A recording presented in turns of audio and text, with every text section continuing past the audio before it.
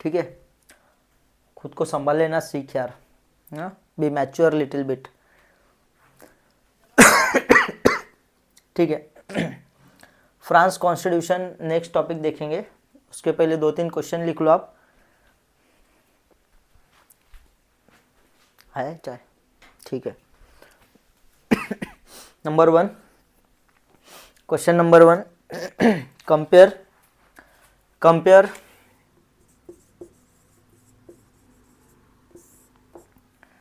Indian freedom movement with French revolution. Compare Indian movement with French revolution. ठीक है, इसमें क्या क्या लिखेंगे आप, थोड़ा मैच्योर जैसे रहो आप। ठीक है, चलो क्वेश्चन नंबर 2, क्वेश्चन नंबर 2, ये कंपेयर किया आपने, डन। नाउ ठीक है, क्वेश्चन नंबर 2 बाद में लिखो। Now we have already discuss the France become an constitutional monarchy, right. What is called constitutional monarchy? जब हम कॉन्स्टिट्यूशनल मोनार्की की बात करते हैं तब हमने ये देखा था कि देयर इज अ मोनार्की, राजा रहता ही है इन पावर, बट राजा किसकी सुनेगा? कॉन्स्टिट्यूशन की। मन की सुनेगा? नहीं सुनेगा। ठीक है, राजा अपने मन की नहीं कर पाएगा, राजा को जो भी कुछ करना हो तो उसको कॉन्स्टिट्यूशन की ही हेल्प लेनी है। ठीक है, इसमें आपको क्या, Indian freedom movement we have to compare with French revolution. अभी कंपेयर कैसे करेंगे, आप लिखो पहले आंसर, उसके बाद विल डिस्कस इन डिटेल्स। ठीक है, ऑनलाइन वाले जो जितने भी है आप अच्छे सा आंसर लिखो and share it that PDF to me, I will check it. ठीक है, चलो next will see the France constitution at that time. उस टाइम हमने देखा था कि कॉन्स्टिट्यूशन बन जाता है। ये जो कॉन्स्टिट्यूशन बनता है, ये कॉन्स्टिट्यूशन एग्जैक्ट कैसे होता है, इस कॉन्स्टिट्यूशन में क्या क्या बातें होती है, इस कॉन्स्टिट्यूशन में क्या किन किन चीज़ों पे ज़्यादा से ज़्यादा नज़र रखी थी, है ना। जो जो लोगों ने कॉन्स्टिट्यूशन बनाया था उन लोगों ने कौन से मुद्दे उठाए थे ताकि वो कॉन्स्टिट्यूशन में आए और देश की डेवलपमेंट हो। ठीक है, सबसे बड़ी बात है कि constitution begins with a declaration of rights of men's and citizen, है ना। Rights of man means human rights, like anyone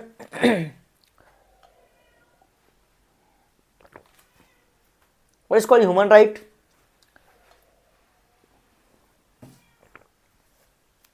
thanks यार, चाय अच्छी थी। चलो, constitution begins with number 1 declaration of human rights, है ना। म्हणजे कोणाकोणाचे, कौन से? Men's and citizen. हम देखेंगे आगे, देखो कैसे वापस तख्ता पलट होता है। फ्रांस का ऐसे ऐसे ऐसे ऐसे ग्राफ चल रहा है, ऐसे ऐसे ऐसे कभी नहीं हुआ है, पहले ऐसे जाता है वापस, कोई तो भी रॉबेस्पियर नाम का बंदा है, वो आता है वापस, है ना, पावर में। फ्रांस को पहले से कैसे मिला है कि एक टाइम बर्बन फैमिली है ना, बर्बन फैमिली तो राज कर रही है। जब बर्बन फैमिली खत्म हो जाएगी, है ना, इस पे अपना जो अपने भाई है, क्या नाम है इसके, लुइस 16 को मार दिया जाएगा, है ना। राजद्रोह का आरोप उस पे लगाया जाएगा, उसको मार दिया जाएगा। और जब लुइस 16 मरेगा तब एक अलग गवर्नमेंट स्थापन होगी और धीरे धीरे धीरे धीरे एक बंदा उस पे ऊपर राज करेगा जिसका नाम है रॉबेस्पियर। पॉइंट इज ये जो कॉन्स्टिट्यूशन है फ्रांस का see we are started the world history, है ना, world history, the French revolution, modern world history is there, French revolution. In this French Revolution, we have already discussed there is a family in France called as Bourbon family. The dynasty, Bourbon dynasty was there, and Louis XVI was the 16th king of France, na? That named as Louis XVI. This Louis XVI was very disastrous man, disastrous king. Na? He increased the tax system, and because of this, there is a anger within the peoples of the France, and because of this what happened, people revolts against the kings. This is not only the reason, there were several number of reason were there, like social reason, political reason, economic reason, then cultural reason was there. So हमने अलग अलग reason भी देखे थे कि क्या क्या थे फ्रेंच रिवॉल्यूशन के रीजन। उसके बाद हमने देखा था कि लुईस 16 सॉरी यार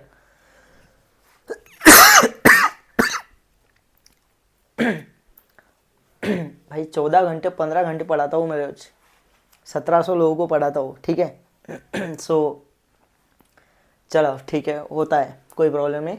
डिक्लेरेशन ऑफ ह्यूमन राइट्स हमने देखा था। हाँ चलो, कहाँ पे थे? French revolution. रिवॉल्यूशन होती है, राजा को उखाड़ के लोग फेंक देते हैं। जब लोग राजा को उखाड़ के फेंक देंगे तो व्हाट विल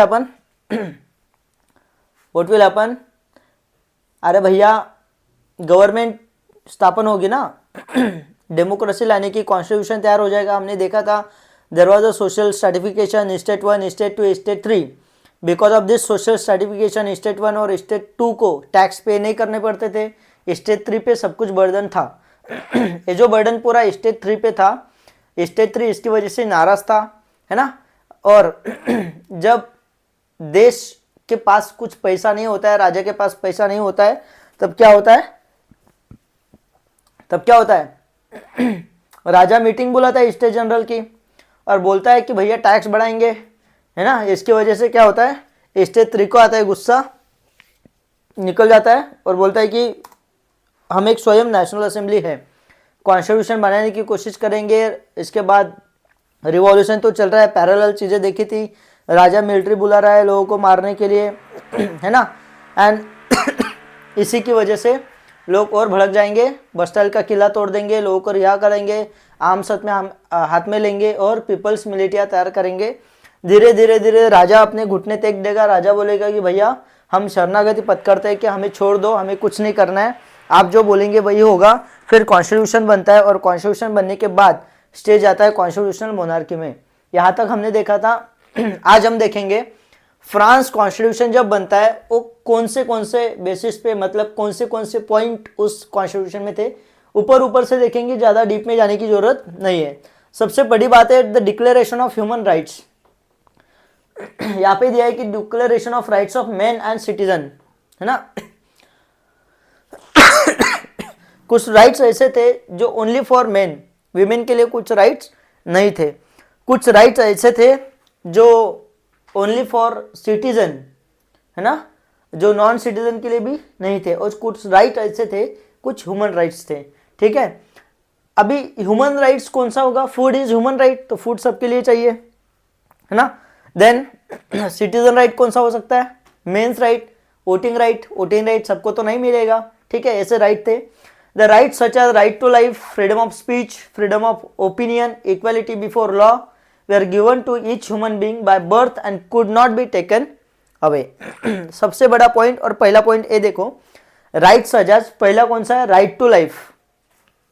अरे हमने उस दिन देखा था ना, राइट टू लाइफ, जीवन जगण्याचा अधिकार, जिंदगी जीने का अधिकार, आर्टिकल 21 ऑफ इंडियन कॉन्स्टिट्यूशन,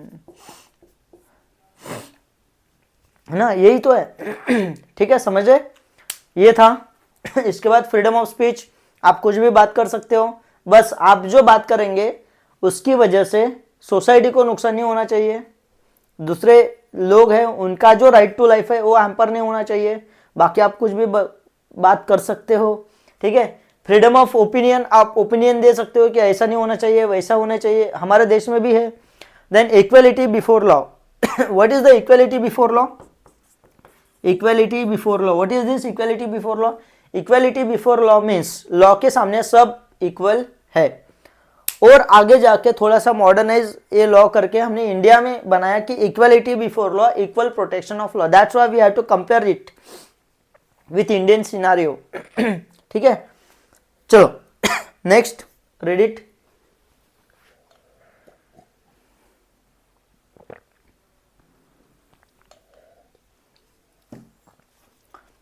अभी इतने राइट्स दे दिए गवर्नमेंट ने बोलेंगे हम इक्वलिटी बिफोर कुछ नहीं रे, इक्वलिटी बिफोर लॉ, लॉ के सामने सब इक्वल है। मानो सिग्नल रहते, signal you can not break the signal, you can not jump the signal, this is the law, है ना। If you broke the signal, if you break the signal, you will punished, है ना, with the fine और whatever the punishment will be there.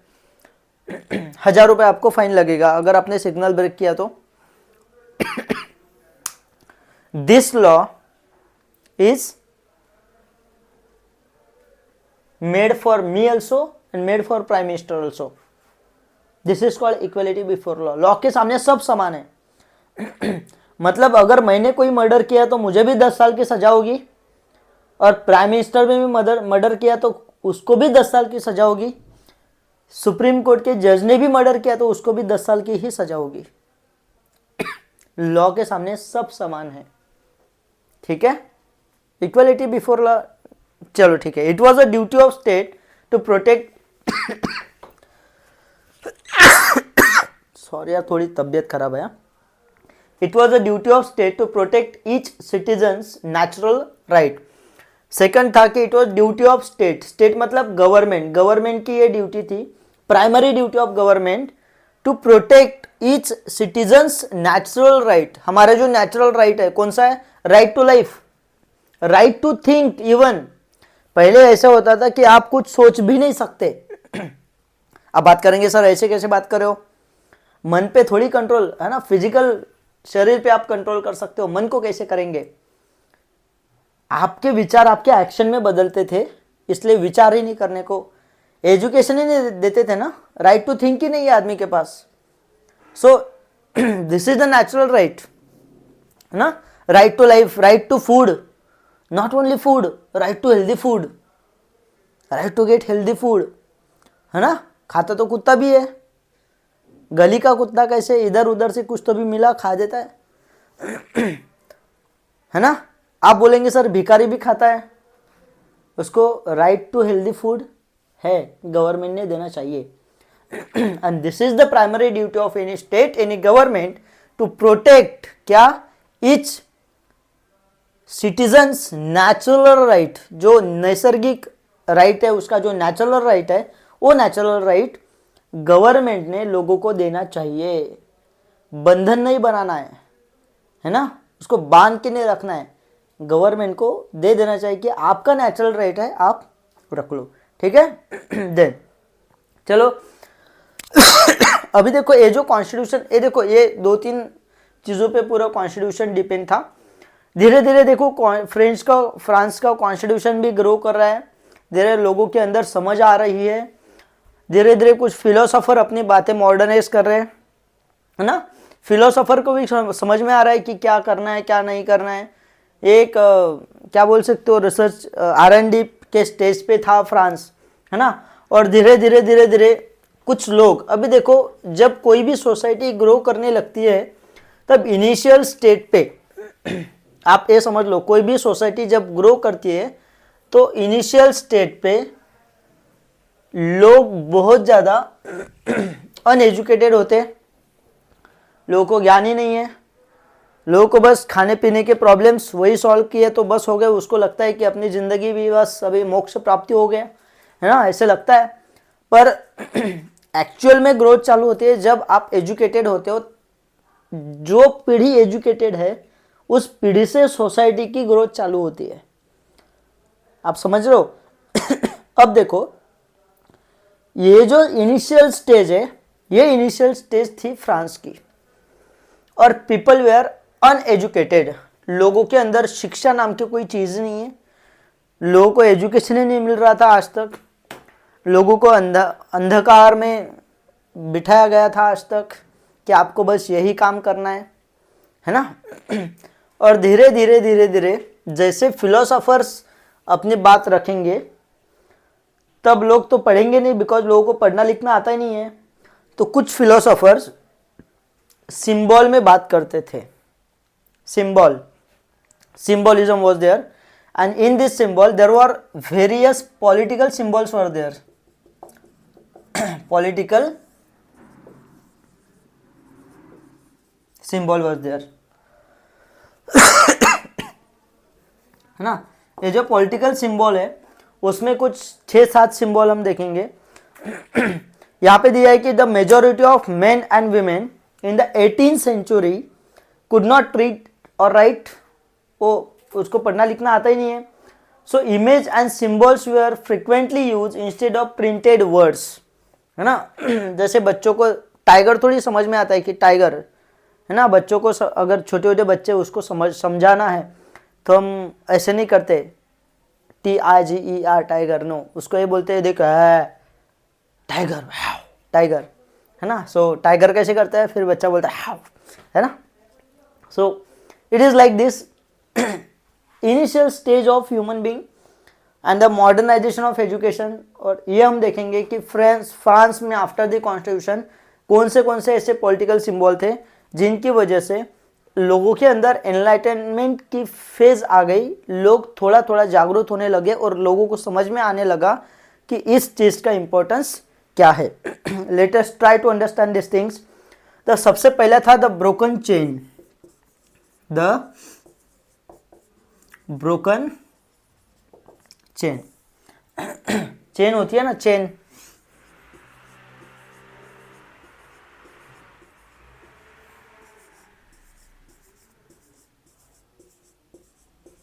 ऐसे chain होती है, ये टूटी हुई दिखाई गई, चेन टूट गई, है ना। अभी इस चेन जो है ब्रोकन चेन, इसका मतलब क्या है, हम एक एक सिंबल देखेंगे। आप क्वेश्चन आ सकता है, हो सकता है कोई सिंबल आपको दिखाया जाएगा और एक्सप्लेन करने के लिए बोला जाएगा, है ना। सो एक एक सिंबल हम देखेंगे। ये जो ब्रोकन चेन है, इस ब्रोकन चेन का क्या मीनिंग है। ब्रोकन चेन मीन्स उसके पीछे का हिस्ट्री समझ लो आप। कोई भी स्लेव, अगर स्लेव है, स्लेव तो स्लेव ही रहता है, कोई भी आदमी जिसको स्लेव बनाया गया उसको चेन से बांधते थे। बड़े बड़े जमींदार लोग, अगर उसने कुछ क्राइम किया, सो कॉल्ड उनकी नज़र से अगर उसने कुछ क्राइम किया तो उसको चेन से बांधते थे, और इसकी वजह से उसको ये लगता था कि आई एम अ स्लेव। जब ये सिंबल लोगों के अंदर दिया गया, ब्रोकन चेन वाला, चेन अभी टूटी हुई है ना, तो this stands for a act of becoming free. You are not a slave now, you are free, you are a human being, you have your natural right. आप समझ रहे हो मेरी बात, you have your natural right, so you are not different than any other man, you are not different than क्या बोलते हैं state 1, you are not different than state 2, you all are equal. So from now you are not a slave, you are a free man. This denotes by the broken chain. ठीक है। The second was the bundle of rods. The bundle of rods. मैं आपको picture दिखा दूंगा और आपको, हाँ, हमारे इस चैप्टर के जो नोट्स है वो मैंने डिटेल में नोट्स हमारे टेलीग्राम चैनल पे आपको मिल जाएंगे। हमारा यूट्यूब चैनल का जो डिस्क्रिप्शन है उस डिस्क्रिप्शन में आपको लिंक मिल जाएगा। ठीक है, इसके जितने भी पार्ट्स होंगे सब पार्ट्स के मैं डिस्क्रिप्शन में डाल दूंगा, बताता हूँ मैं। ठीक है। चलो, the bundle of rods, this is called as the power of unity. The power of unity. Unity means हाँ, एकता।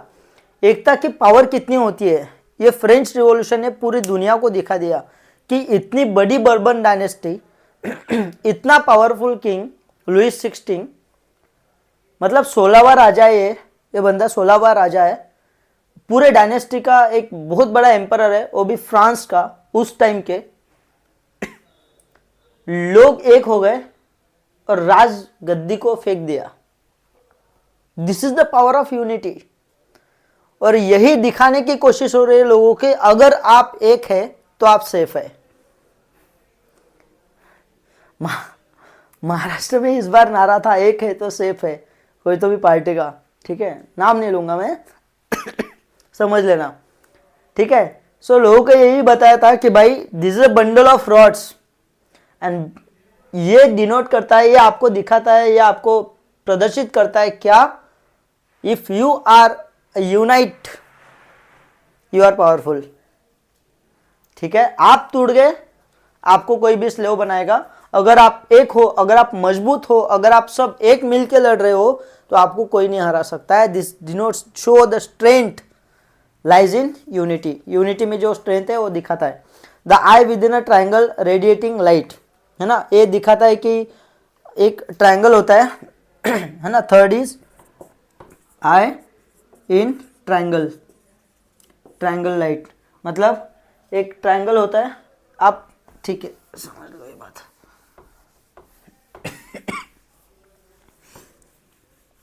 क्या बोला? नहीं नहीं नहीं ऐसा नहीं, मैंने बोला है ना, मैच्योर होने की बहुत ज़रूरत है आपको। आपको क्या पता है, आपको घर से आते पैसे बहुत, समझ रहे, ये तो बोल रहा हूँ मैं, आपको आते हैं घर से पैसे, है ना, 10,000 12,000 रुपये मिलते हैं। That's why you don't have that ability, है ना।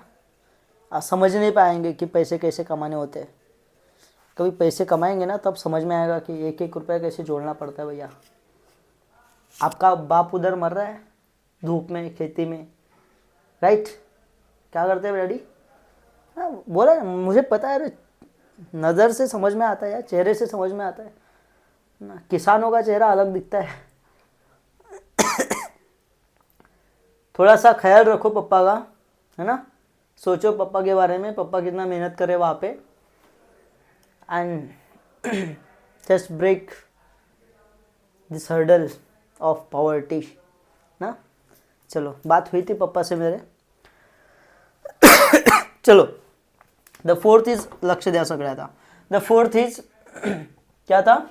आई within a triangle radiating light, eye within triangle radiating light. Running notes निकालो, रनिंग नोट्स। मैं जब जब सिखा रहा हूं ना तो आपका पेन और पेपर ओपन होना चाहिए, लिखते रहो, ठीक है। आई विद इन ए ट्राइंगल, ऐसा एक ट्राइंगल जो लाइट दे रहा है सब जगह पे, और यहाँ पे एक आई, फिश हो गई क्या, दिस इज आई। ये क्या दिखाता है? ये दिखाता है कि this is stand for a knowledge. Now people are getting knowledge, the education, है ना, is modernising it states, and ये डिनोट करता है कि भाई आज एजुकेशन लोगों को मिल रहा है, लोग नॉलेजेबल हो रहे हैं, लोगों को समझ में आ रहा है कि सोसाइटी को कैसे, लोगों को ये समझ में आ रहा है कि गवर्नमेंट कैसे चलाना है, लोगों को ये समझ में आ रहा है कि गवर्नमेंट चलता कैसे है, लोगों को ये समझ में आ रहा है कि शिक्षा का महत्व क्या है, लोगों को ये समझ में आ रहा है कि विमेंस की पावर कितनी होती है, लोगों को ये समझ में आ रहा है कि there is no discrimination, all are equal, लोगों को ये समझ में आ रहा है कि कॉन्स्टिट्यूशन का कितना इंपॉर्टेंस है, लोगों को ये समझ में आ रहा है कि अलग लोगों के दूसरे लोगों से बात कैसे करनी होती है। This stands for a sense of knowledge, है ना। Another scripture, the symbol of royal power, है ना, राजदंड इज देयर। पांचवा स्क्रिप्चर इज लाइक दिस, लकड़ी का बना हुआ बैट जैसा गोल round, this is symbol of royal power, है ना, कि आपके हाथ में रॉयल पावर है सब कुछ, है ना। Okay, the next is snake biting its tail to form a ring. The sixth is snake biting है ना, इट्स टेल, मतलब एक सांप है ऐसा जो सांप खुद को ही काट रहा है। मुझे सांप तो निकालने नहीं आता यार, ऐसा सांप है, इसकी पूंछ है, ये खुद को ही खा रहा है। इसका मतलब this is, there is no end है ना of this revolution, you have to struggle in your personal life, there is no end, ये एंड ही नहीं है, एंडलेस है चलो नेक्स्ट इज स्नेक क्या है, सिंबल ऑफ इटर्निटी यार, simple, symbol of eternity, there is no end, this is a ring and this will be continued, है ना। मैंने बोला है ना कि स्ट्रगल आपको लाइफ टाइम करना ही है, आपके पिताजी कर रहे हैं, आपके दादा ने भी किया, आपको भी करना है, भले आप पैसा कितना भी कमाओ, स्ट्रगल, अंबानी जी भी स्ट्रगल कर रहे हैं बस उनका स्ट्रगल अलग होता है, हमारा स्ट्रगल अलग होता है, किसान का स्ट्रगल, चींटी भी स्ट्रगल करती है, हाथी भी स्ट्रगल करता है, राइट समंदर भी स्ट्रगल करता है, सूरज, है ना, सन भी स्ट्रगल करता है खुद को जलाने के लिए, है ना। So everyone, everything is struggling in this universe, जहाँ पे स्ट्रगल खत्म वहाँ पे लाइफ खत्म, so struggle is a part of life. यहाँ पे symbol of eternity is there, there is no end, you have to continue with this things. There red paragon cap then a cap, red cap, red cap, red cap क्या denote क्या करते हैं, क्या दर्शाते हैं, this is worn bye slave upon a becoming free, जो slave है वो स्लेव फ्री हो रहे हैं, और जो फ्री स्लेव है वो कैप पहनते थे, this denotes as a slavery free life, ठीक है। So becoming free, blue white red, then is next is blue white and red, this blue white red is a national colour of France, है ना। Blue मतलब क्या होता है, white मतलब क्या होता है, रेड मतलब बताता हूँ। The wing women, the personification of law, है ना, विंग वुमेन एक महिला है जिसको पंख है ना, हाथ में झाड़ू की छड़ी है और वो उड़ रही है ऐसे और लोगों को आशीर्वाद दे रही है, this is as the law is very powerful, है ना, you have to enlighten to your life वगैरह वगैरह वगैरह दर्शाती है। The law tablet, the law is the same for all, law सबके लिए है, law tablet means and all are equal before it, ये हमने देखा है, ठीक है। इसमें कुछ प्रॉब्लम किसी को,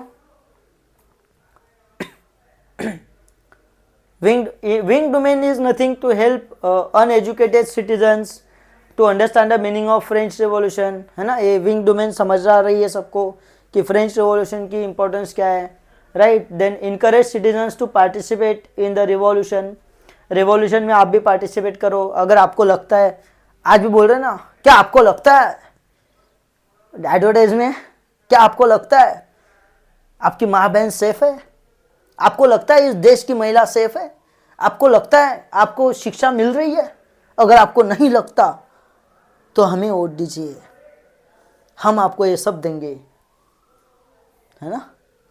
सो यहाँ पे इनकरेज कर रहे हैं ना भाई कि आपको अगर ये करना है तो पार्टिसिपेट ले लो, आपको इक्वलिटी मिलेगी, आपको जस्टिस मिलेगा, जस्टिस के नाम पे कौन कौन कैसे कैसे ठग रहे हैं क्या पता। चलो, Indian judicial system was the strongest, और आजकल ज़रा थोड़ा सा हाँ धोखा खा रहे हैं। चलो, inspire people to fight against the Bourbon monarchy, ये जो बर्बन के पैकेट नहीं रहे, बर्बन मोनार्की, और बर्बन मोनार्की के अगेंस्ट में, है ना, लोगों को इंस्पायर कर रही थी कि आप लड़ो, है ना, जब लड़ेंगे तो आप मरो देश के लिए, कुछ नहीं होता है, आपकी आने वाली पीढ़ियाँ बहुत सुख मिलेगा वगैरह वगैरह वगैरह वगैरह सब। चलो then France abolished monarchy and become a republic. The next topic is France abolished monarchy. France ने मोनार्की को एबोलिश किया, एंड फ्रांस ने किया मतलब फ्रांस के लोगों ने, फ्रांस में एबोलिश हो गई एंड रिपब्लिक बन गया। France abolish monarchy and become republic। चलो इसके पहले हम समझेंगे what is called Republic. Republic का मतलब क्या होता है? What is difference between Republic and democracy?